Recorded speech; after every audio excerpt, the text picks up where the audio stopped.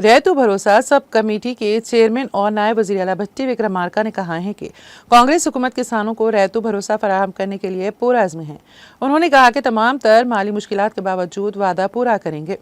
Telangana secretariat में रैतु भरोसा sub committee के चेयरमैन व नायब वज़ीर आला भट्टी विक्रमार्का की ज़ेर क़यादत एक इजलास मुनक़्क़द हुआ, जिसमें रियासती वज़रा और कमेटी के अरकान तुम्मला नागेश्वर राव, श्रीधर बाबू और पोंगुलेटी श्रीनिवास रेड्डी ने शिरकत की। इस मौके पर भट्टी विक्रमार्का ने आने वाले खरीफ सीजन की फसल के लिए किसानों को रैतु भरोसा की फराहमी को यकीनी बनाने के लिए हातमी शक्ल देने के तरीक़ेकार पर तफसीली रोशनी डाली।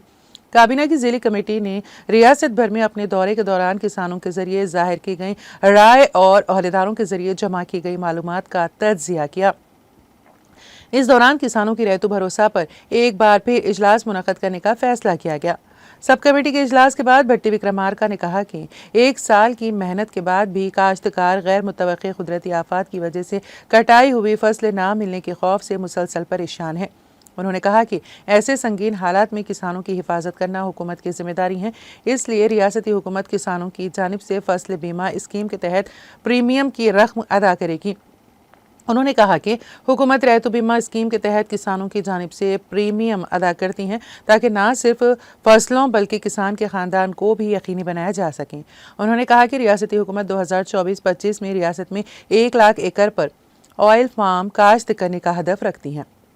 उन्होंने कहा कि मरकज़ी हुकूमत ने साल 2023-24 के लिए तेल की काश्त की स्कीम के तहत 80.10 करोड़ जारी किए हैं और रियासत के हिस्से समेत कुल 133.5 करोड़ जारी किए गए हैं।